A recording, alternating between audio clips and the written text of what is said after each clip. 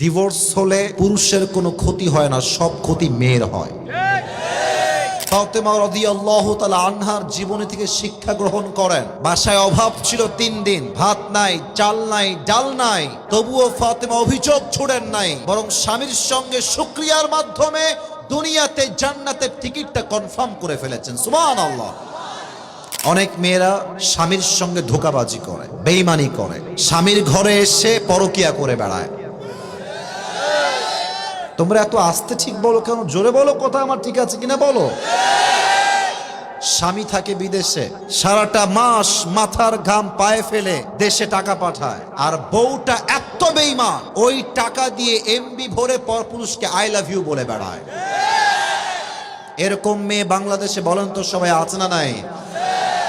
আমি আমার বোনদেরকে উদ্দেশ্য করে একটা কথা বলতে চাই, বিয়ের পরে আপনার বাপও আপন না, বিয়ের পরে আপনার মাও আপন না, বিয়ের পরে আপনার রক্তের ভাইও আপনার আপন না। বিয়ের পরে একজন মেয়ের জন্য স্বামীর মতো আপন দ্বিতীয় আর কেউ হতে পারে না।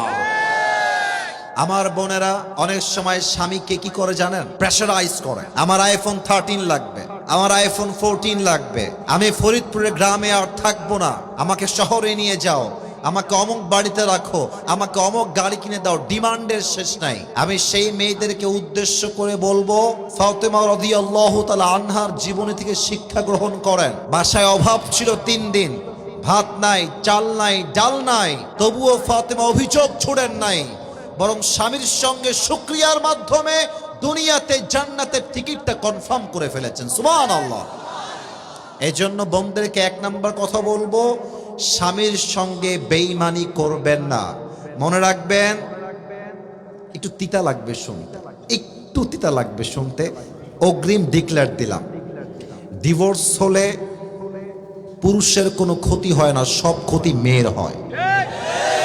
একটু তিতা আমি জানি, শুনতে তিতা, কারণ কি, একজন নারীর সতীত্বের অনেক দাম আছে, যেটা পুরুষের আহামরি দাম নাই।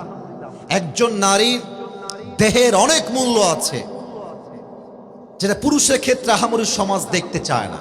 একজন মেয়ের যখন ডিভোর্সের দাগ লেগে যায়, পুরো সমাজের চোখে সেই মেয়েটা একদম ছোট হয়ে যায়, ঠিক কিনা বলে? তো স্বামীর সঙ্গে বেঈমানি করার পূর্বে একটু ভেবে নিবেন যে ক্ষতিটা আমার হবে না, ক্ষতিটা আপনার হবে না, ক্ষতিটা হবে প্রত্যেকটা সেই মেয়ের যেই মেয়ে স্বামীর সঙ্গে গাদ্দারি করে, ঠিক কিনা বলেন? আল্লাহ মেয়েদেরকে বোঝার তৌফিক দান করুক। পড়েন সবাই আমিন। আপনাদের বউ আছে কার কার? একটু হাত তুলেন তো। বউ আছে? বউ বউ বউ, আচ্ছা হাত নামান। আর বউ নাই কার কার? তারা একটু হাত তোলেন। ইন্না লিল্লাহি ওয়া ইন্না ইলাইহি রাজিউন। কারোই তো বউ নাই রে ভাই। আচ্ছা আচ্ছা, হাত নামাও। আল্লাহ তুমি প্রত্যেকটা সিঙ্গেল যুবককে বউ দিয়ে দাও। এই যারা আমিন কয় না, কেউ বউ পাবে না। আরে ইয়ার জোর সে বলো আমিন। আর আমার আব্বাজান যারা এসেছেন, আমি আপনাদেরকে চোখ দিয়ে দেখতে পাচ্ছি আব্বাজান, এবং যারা আমাকে শুনছেন মায়েরা, ছেলেকে বিয়ে দিয়ে দেন, আর দেরি করেন না, আর না। আর শীতকালে যুবকদের চরিত্র এমনিতেই নষ্ট হয়ে যায় খুব বেশি। এই জন্য আমি বলবো, যুবকের চরিত্র কম্বল দিয়ে ঠিক হবে না, ল্যাব দিয়ে ঠিক হবে না, একমাত্র বউ দিয়ে ঠিক হবে। আব্বা বোঝে না রে, বোঝে না। আল্লাহ আব্বাজানদেরকে বোঝার তৌফিক দান করে। পড়েন সবাই আমিন। আমরা সবাই মিলে 3টে তাকবীর দিব। প্রথম তাকবীর দিবেন বিবাহিত ভাইরা, দ্বিতীয় তাকবীর দিবেন সিঙ্গেল ভাইরা। দেখতে চাই কার গায়ের জোর কত বেশি আজকের মাহফিলের। আমার আব্বাজানেরা, বিবাহিত ভাইরা আমার দিকে তাকান, আব্বাজানেরা আমার দিকে তাকান, সবাই একটা কাশি দেন। মাশাআল্লাহ, আওয়াজ ভালো আছে। তাকবীর ভালো হবে বিবাহিত ভাইদের, সিঙ্গেলরা চুপ থাকবে। বিবাহিত ভাইরা তাকবীর দেন। নারায়ে তাকবীর। মোটামুটি খুব ভালো হয়েছে, খারাপ না। দেখা যাক সিঙ্গেলরা পাস করে কিনা আজকের মাহফিলে। সিঙ্গেলরা একটা কাশি দাও।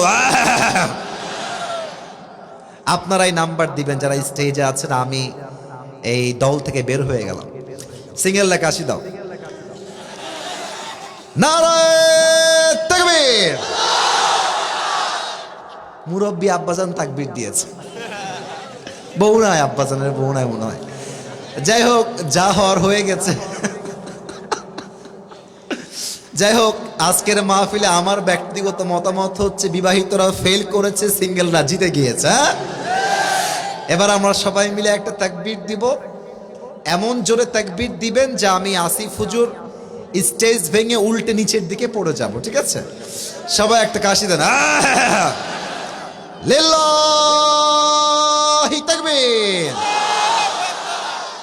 আল কোরআনের আলো, আল হাদিসের আলো,